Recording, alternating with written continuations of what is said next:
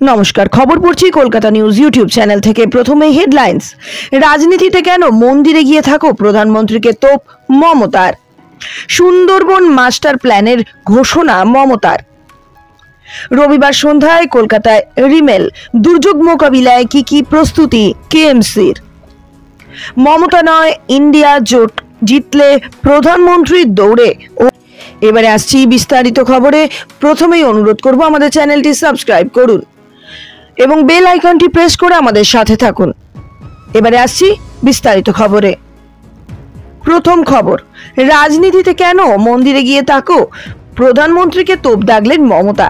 এবার লোকসভা নির্বাচনে নরেন্দ্র মোদীর নেতৃত্বাধীন বিজেপি যে কোনোভাবেই কেন্দ্রে ক্ষমতায় আসছে না, সে কথা প্রায় প্রতিটি দফার ভোট শেষে নিয়ম করে বলে আসছেন মমতা বন্দ্যোপাধ্যায়। আজ শনিবার ষষ্ঠ দফায় ভোট গ্রহণের আগে তৃণমূল নেত্রীর কটাক্ষ, বিজেপির হারাতঙ্ক রোগে ভুগছে। এই রোগের লক্ষণ কি সেটা জানেন? সেটাও এই দিনে নির্বাচনী সভায় জানিয়ে তিনি সরাসরি বিঁধেছেন প্রধানমন্ত্রী মোদীকে। তার জন্য দুদিন আগেই মোদীরই একটি মন্তব্যকে হাতিয়ার করেছেন মমতা। হারাতঙ্কর প্রতিকার বাতলে নমর উদ্দেশ্যে তৃণমূল নেত্রীর পরামর্শ, রাজনীতি ছেড়ে তিনি মন্দিরে গিয়েই থাকুন। সেই মন্দিরে পূজার প্রয়োজনীয় সব ব্যবস্থা করে দেবার আশ্বাস শুক্রবার মথুরাপুর এবং জয়নগরের সভা থেকে দিয়েছেন বাংলার মুখ্যমন্ত্রী। তার এই দাওয়াইয়ের কথা শুনে বেজায় চটেছে বিজেপি। তারাও পাল্টা হিসেবে রাজনীতি ছেড়ে সুন্দরবনের জঙ্গলে গিয়ে থাকার পরামর্শ দিয়েছে তৃণমূল। পরবর্তী খবর হলো সুন্দরবন মাস্টার প্ল্যানের ঘোষণা মমতার। সাগরদ্বীপের রুদ্রনগরের মাঠে মথুরাপুরের তৃণমূল প্রার্থী বাপি হালদারের সমর্থনে মুখ্যমন্ত্রী মমতা বন্দ্যোপাধ্যায়ের জনসভায় ধীরে ধীরে দলের কর্মী সমর্থকরা আসতে শুরু করেছেন। সময় যত এগিয়েছে বাড়ির মহিলাদের অধিকাংশই রান্না বাড়া ফেলে রেখে ছেলে মেয়েদের সঙ্গে নিয়ে সভাস্থলে হাজির হন। সভায় উপস্থিত গৃহবধূদের অনেকেই বলেন, যখন মাথা ফেটে দিদি জখম হয়েছিলেন সেই ছবি দেখে ভীষণ কষ্ট হয়েছিল। সাগরদ্বীপের রুদ্রনগরের মাঠে মথুরাপুরের তৃণমূল প্রার্থী বাপি হালদারের সমর্থনে মুখ্যমন্ত্রী মমতা বন্দ্যোপাধ্যায়ের জনসভায় ধীরে ধীরে দলের কর্মী সমর্থকরা আসতে শুরু করেছেন। হেলিকপ্টার থেকে নেমেই মহিলারা তাকে উলু দিয়ে শাঁখ বাজিয়ে বরণ করে নেন। মুখ্যমন্ত্রীও এক মুহূর্তে সাগরের মা, বউ, মেয়েদের কাছে বাড়ির মেয়ে হয়ে ওঠেন। মঞ্চের সামনে বসে মহিলাদের নিজেদের মধ্যে আলোচনা করতে শোনা যায়। সকলের জন্য ভাবতে ভাবতে আগের চাইতে দিদির শরীরটা কেমন জানি খারাপ হয়ে গেছে। এই দিন সুন্দরবন লাগোয়া এলাকায় 3টি জনসভা থেকেই সুন্দরবন নিয়ে আলাদা মাস্টার প্ল্যান তৈরি করার কথা বললেন মুখ্যমন্ত্রী। তিনি জানান 20 কোটি ম্যানগ্রোভ বসানো হয়েছে সুন্দরবনের বিভিন্ন নদী বাঁধ এলাকায়।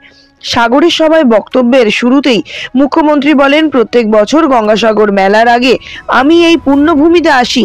এখানকার উন্নয়নের খুঁটিনাটি বিষয়ে আমি খোঁজ রাখি। গঙ্গাসাগরে বিদ্যুৎ আনার পাশাপাশি আজ যা কিছু উন্নয়ন হয়েছে সমস্তটাই মাটি মানুষের সরকারের হাত ধরে। 2026 সালের মধ্যে সুন্দরবন সহ মথুরাপুরের ঘরে ঘরে বিশুদ্ধ পানীয় জল পৌঁছে দেওয়ার আশ্বাস দেন মমতা। তিনি বলেন, সাগরে যাতায়াতের একমাত্র পথ মুড়িগঙ্গা নদীর ওপর ব্রিজ তৈরির জন্য ডিপিআর তৈরি হয়ে গেছে। 1,500 কোটি টাকা লাগবে। 2-3 বছরের মধ্যে করে দেওয়ার চেষ্টা করব। কাগজপত্রও রেডি, সমীক্ষা হয়ে গেছে। আমরা ব্রিজ তৈরির জন্য অনেকটা ধাপ এগিয়ে গিয়েছি। ক্যানিংয়ে বিকেলে মিটিং হওয়ার কথা ছিল। আবহাওয়া ভালো নয় বলেই দুপুরেই সভা শেষ করেন মমতা। মুখ্যমন্ত্রী বলেন, পরিকল্পনা করেই হজের সময় এই নির্বাচনটা করা হয়েছে। এখন তো অনেকেই হজ করতে যান, তাই একটা বড়। অপরদিকে অন্য একটি গুরুত্বপূর্ণ খবর হলো, রবিবার সন্ধ্যার মধ্যেই শহরে আছড়ে পড়তে পারে রিমেল। কলকাতা সহ শহরতলি দক্ষিণবঙ্গের একাধিক জায়গায় এর প্রভাব পড়বে। আগেভাগেই বিপর্যয় মোকাবিলা প্রস্তুতি সেরে রাখলো কলকাতা পুরসভা। 70 থেকে 80 কিলোমিটার বেগে এই ঝড় মোকাবিলায় প্রস্তুত কলকাতা পুরসভা বলে জানান।